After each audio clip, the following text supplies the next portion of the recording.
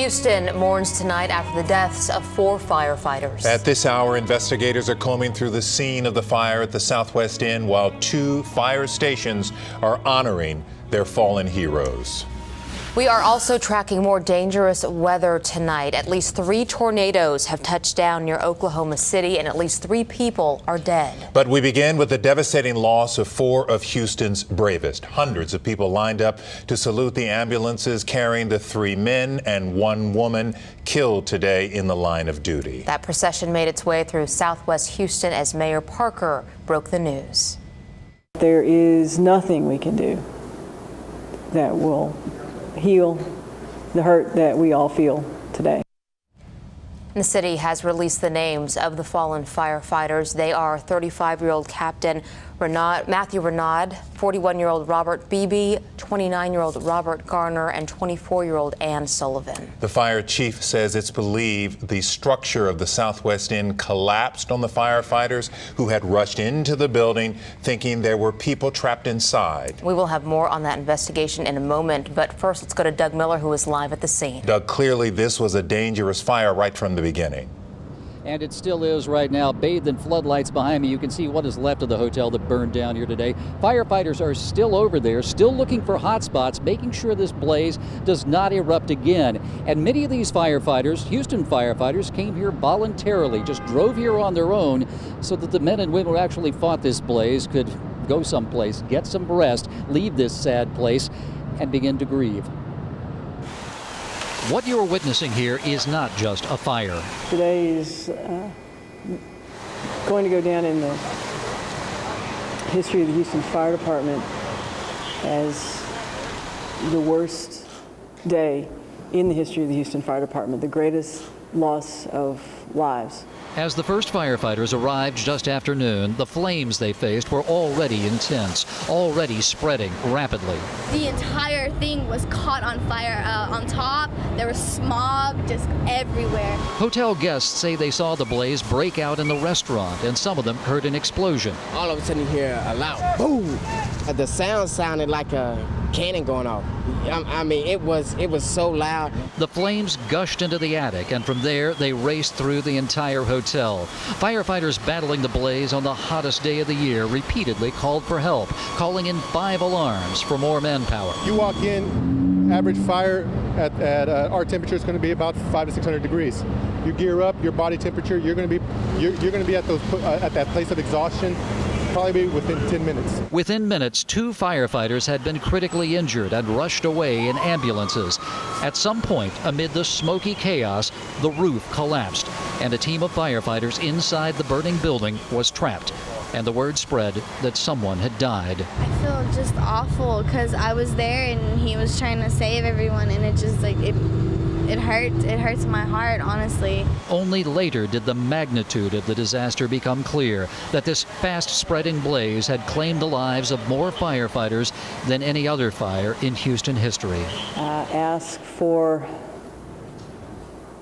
every Houstonian to offer their prayers for the families of these fallen firefighters, but also to take a moment to think about what the job of a firefighter is and the dangers that they face every day. It is important to note that this is a place of tragedy, not just for the Houston Fire Department, but also for the Houston Police Department.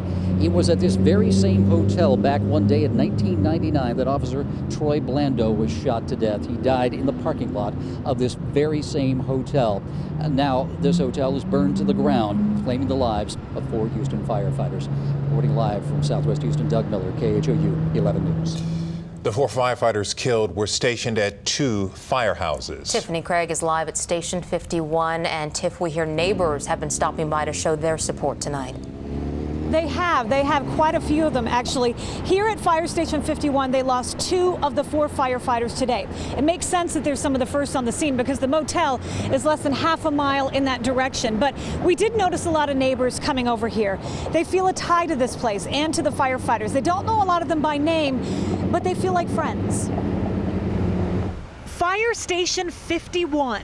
Their motto is always rolling. Houses. Twice I've seen firefighters jump out of their trucks, run in like hell, didn't know that what was going to happen, didn't stop for anything. So when the Southwest Inn caught on fire, there was no stopping the crew less than half a mile away. It's heartbreaking. It's very, very close to home.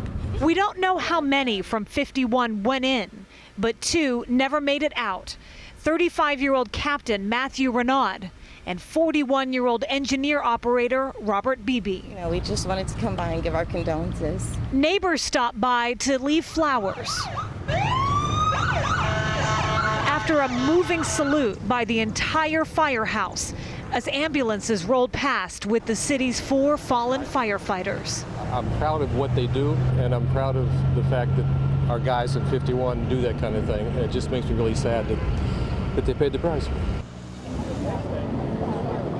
You can see a makeshift memorial, and 2 people actually just walked up and put some flowers down there. It's been growing as the days gone on because a number of people have started to learn that 2 of those 4 came out of this particular fire station. I also noticed that a few children came with their mothers and brought flowers, and I asked one of them, "Why did you come?" And he said, "Well, to me, firefighters are our heroes."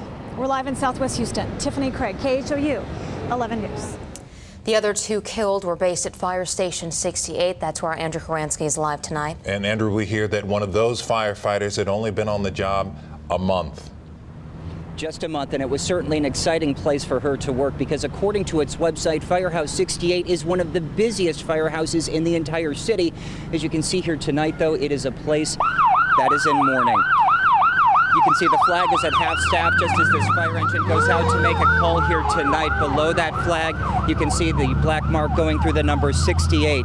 Earlier this afternoon, it went up there shortly after the procession rolled by here, and firefighters from the station spilled right out into the front lot. For them, this was their darkest day. They lost 2 of their own, a 29-year-old firefighter EMT and a 24-year-old probationary firefighter. And all evening, we have been seeing people from throughout the community showing up to show their support, even if they did not know these heroes personally. One woman we met manages an apartment complex nearby and says the department has come by over the years to help those tenants who lost everything. Tonight, she wanted to be here with the department on a day they lost so much. We're there for them. We're praying for them, for God to give them strength. And we're thankful for what they've done for us. So many people are into the night. We've also seen the engine slowly come home, some going back out because, of course, the job of the firefighter isn't over. Few firefighters, though, seem to be leaving tonight. Obviously, many families have come here. They are together inside. Outside, you can see the memorial at the base of that flagpole, that flag that is at half staff. 4 candles for those firefighters now burn at the base of that pole. For so many people here, they cannot seem to say thank you enough, and tonight they cannot seem to express their condolences enough to those firefighters either. Reporting live, I'm Andrew Horansky, KHOU 11 News. All right, Andrew, thank you. 6 other firefighters were hurt in today's fire, some of them critically. Drew Caritas is live at Memorial Hermann in the Med Center with an update for us. Drew? Well, good evening. Amidst the tremendous amount of grief, we've seen a steady stream of firefighters showing up here to Memorial Hermann in support of one of the 6 firefighters injured in today's fire. We're told the other 5 are being treated at 2 other area hospitals, and it's safe to say everyone we have seen has been praying for all of these guys to pull through. Over the past several hours, we have seen firefighters and other authorities coming and going, in some cases leaning on each other for comfort before entering the hospital. The presence of HFD vehicles in this lot has been very visible. We don't know too many specifics on the conditions of those injured.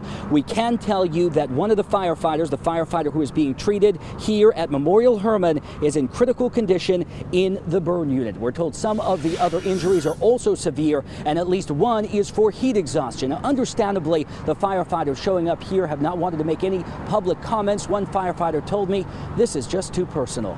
For now, we're live in the Med Center. Drew Caritas, KHOU 11 News. And while the city grieves, the search for answers is underway. Jeff McShann joins us live now from the scene with more on the investigation tonight. Jeff. Yeah, Lisa, as you can only imagine, this investigation is going to be very, very important, not only to the fire department, but to the victims' families as well. Everybody doesn't want this to happen again. Now, before the sun went down today, we actually saw dozens of investigators from several different agencies begin that process. Racks of powerful lights were brought in so the investigation can continue throughout the night. We are told experts will leave nothing untouched as the fire department tries to determine what caused the fire that killed 4 of their own. The investigation will start with 12:09 Friday afternoon when someone from the Bahar restaurant called 911. Sources within the fire department said the fire may have started in the sports bar at the motel. Late this evening, we witnessed an arson investigator high atop a ladder truck taking photos of an area where there had clearly been a collapse. Only the fire chief is talking about the investigation. He told us why firefighters went into the fully involved lobby.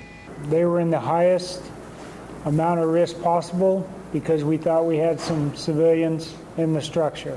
There were some 40 guests staying at the motel. Many of them had been there for months. They were risking their lives to save our community. Unfortunately, the building had much more fire in it than what we originally had thought. The structure collapsed, and our members, while trying to save lives, were trapped. HFD Arson is taking the lead. They're being joined by the Houston Police Department, homicide detectives who could take over if it turns out to be some type of criminal act. Federal and state investigators are here too, all searching for the same thing: answers. And we can also tell you in the last 30 minutes, many of these investigators went home. Basically, Doug mentioned they're looking for hotspots right now. That's what they're doing, but they're also preserving the crime scene. That's what they're calling this, a crime scene. And tomorrow, when the sun comes up, the investigators will be back, but they don't want anything moved around here overnight, so HPD has also set up a perimeter around the burned down motel. We're live in Southwest Houston. Jeff McShann, KHOU 11 News. While we mourn tonight, another Texas city is honoring two of its firefighters who have survived so much. That's next. Plus, more on the latest weather crisis in Oklahoma as violent storms turn up more deadly tornadoes. It's been another one of those days in Oklahoma. Oklahoma City has had tornadic thunderstorms just to their west. This evening, I've got a damage update for you, and we'll talk about our own weekend rain chances. A local police officer is in the hospital after a suspect's desperate attempt to escape takes a dangerous turn. The fire at the Southwest Inn broke out more than 10 hours ago. Tonight, investigators, as we heard from Jeff McShann, they're protecting the area just like they would a crime scene. Putting their lives on the line is a risk all firefighters accept. Jeremy Diesel takes a look at the history of Houston's fallen heroes. This day is history of the worst kind, the deadliest day for the Houston Fire Department. Before today, 65 Houston firefighters had died in the line of duty, mostly individual incidents, with a few exceptions. Captain James Harlow and firefighter Damian Hobbs were killed on Easter Sunday 2009 in a house fire on Oak Vista. The two residents inside that home made it out alive, something that neighbors like Deborah Joseph will never forget. It was just tough, tragic. On Valentine's Day of 2000, Lewis Mayo and Kimberly Smith died in a fire at a McDonald's. It was also a roof collapse. Smith was the first female to die in the line of duty. In the past few years, Grady Burke died in a house fire in 2005. Kevin Kulo was killed in a building fire in 2004, and veteran firefighter Jay Yonke died fighting a high-rise fire in the Four-Leaf Tower in the Galleria area. It's not just fire that has claimed lives. In 1953, two firefighters were killed in a fire truck crash. This day is the kind of history that no one wants to see, but will never be forgotten. Jeremy Diesel, KHOU 11 News. The most recent fatality was in 2009 when Cadet Conway Johnson collapsed during training and died several days later. Today's tragedy brought mixed emotions to people in Bryan as the town welcomed home two of its heroes who survived a fire. Ricky Manti and Mitch Morin were badly burned while fighting a fire at the Knights of Columbus Hall back in February. Two of their colleagues were killed. Manti and Morin had been recovering in Galveston ever since. During today's welcome ceremony, there was a moment of silence for their brothers at the Houston Fire Department. Another round of severe weather moved through the Midwest tonight. Tornadoes hit the Oklahoma City area again. We are now told at least two people were killed.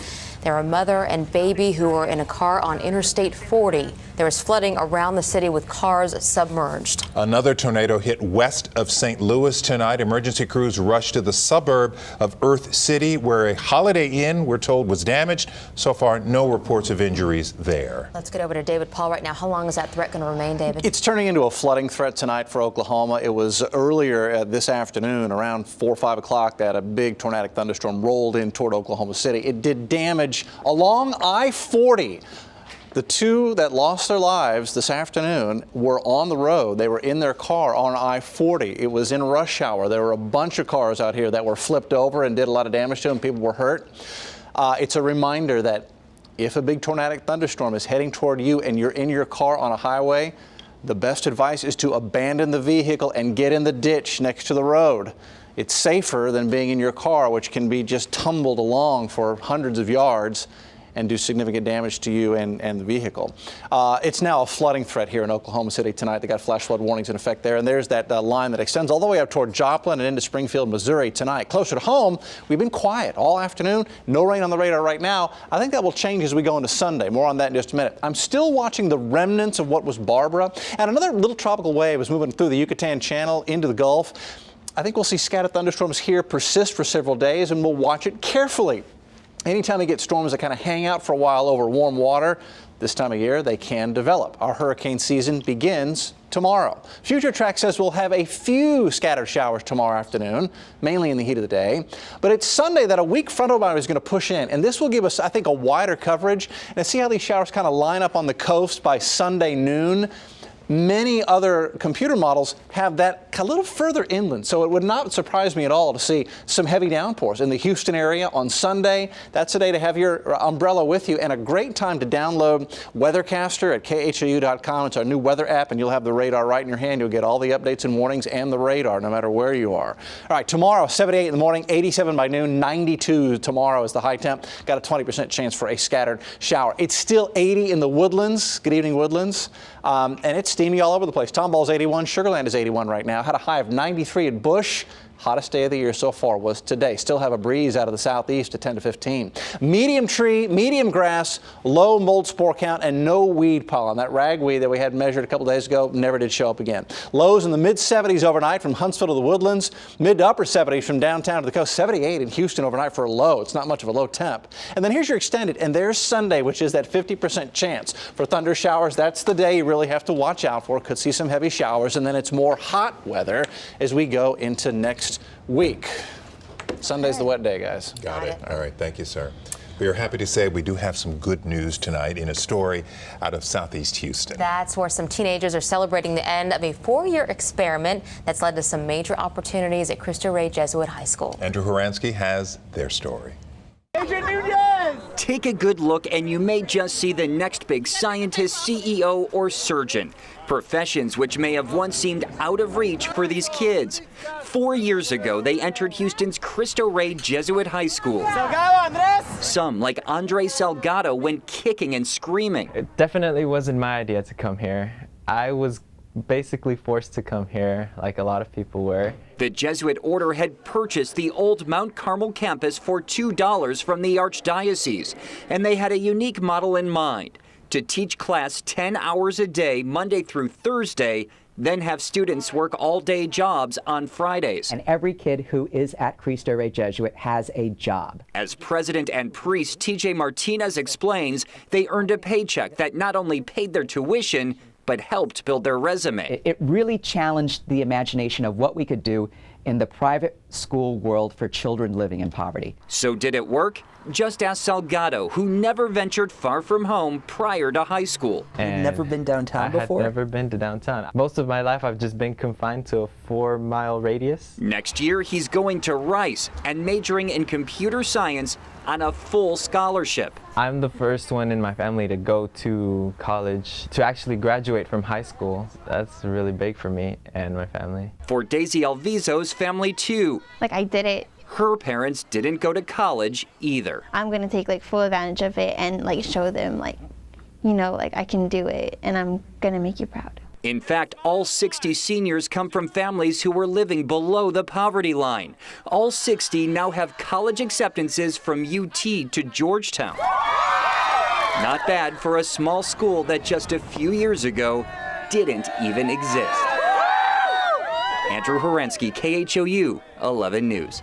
And their lives are changed forever. Forever, and we are very happy for them. Good work, guys. Still ahead tonight, Houstonians are honoring our fallen heroes. We'll see some of the messages that you've sent for the firefighters and their families. Also, how a suspect is accused of trying to outrun the law, and it ended with an officer in the hospital. A Splendora police officer just back from maternity leave was hospitalized in serious condition tonight following a pursuit. Officer Lori Rodriguez hit a tree while chasing a suspect. She had pulled the man over for a traffic violation, but when the man learned his truck would be towed, he took off. He led that officer to his property, but when she followed, the man's girlfriend, who was on the phone with him, slammed the gate shut, forcing the officer to swerve. She suffered a head injury and needed surgery, but we are told tonight she's in stable condition. Both the driver and his girlfriend were taken into custody. Still to come tonight, Mexico soccer fans had plenty to cheer about. Matt's up next with that story and much more in sports. And later, more on today's fire tragedy in Houston, your comments, and how you can help. Plenty of college baseball and high school softball tournament action to show you, but first to the biggest sports event in our city tonight as the Mexican national soccer team took on Nigeria at Reliance Stadium in an international friendly. 62,000 plus on hand. Mexico's popular forward Javier Chicharito Hernandez didn't disappoint. He scored twice in the match, once here in the first half, again in the second. The two talented teams fight to a 2-2 draw. The Astros are in Anaheim tonight taking on the Angels, and they're trying for their third straight win. Jason Castro has his hot bat going. He homers here in the fourth, and at last check, Astros up 3-2 in the fifth. In the NCAA baseball tournament, Rice took on San Francisco in the Eugene, Oregon Regional. Rice catcher Jeff Parrott put the Owls up 2-0 here in the fifth with a two-run homer over the left field fence. But this game went 11 innings, finally ending. Watch this. San Francisco's left fielder loses his fly ball in the late day sun. The ball drops in. That allows the Owls to score the winning run in the 11th. Rice wins 3-2. At the Corvallis Regional, Texas A&M falls to UC Santa Barbara.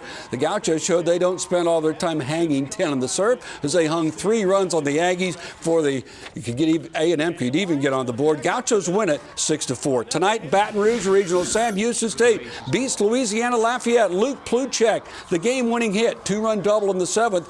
Bearcats win it 4-2. The day began with 3 Houston area high school teams playing in the state softball tournament, but only one team still alive tonight. Kingwood Mustang pitcher Cassie McClure, star of the day. She hit this go-ahead 2-run homer in the 3rd and then pitched the Mustangs to victory.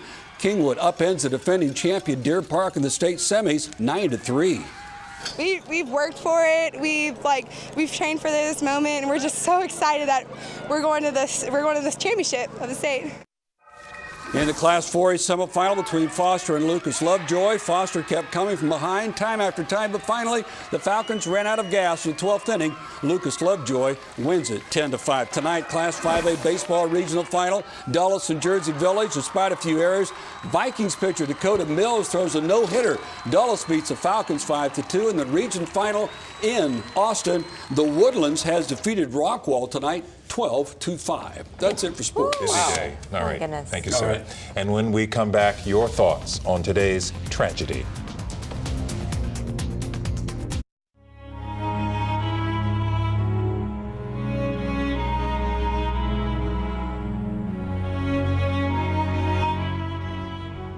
The loss of so many Houston firefighters today is being felt by so many of you. Many are turning to social media to share their grief and show their support.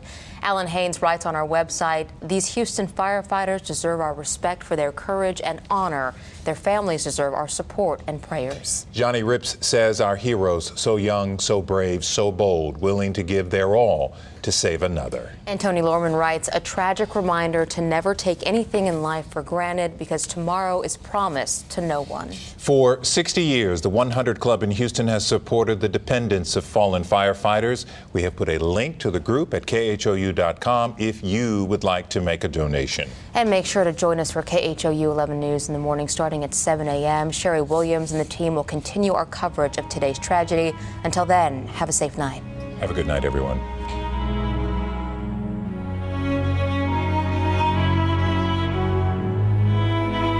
KHOU 11 is a part of BELO, listed on the New York Stock Exchange as BLC.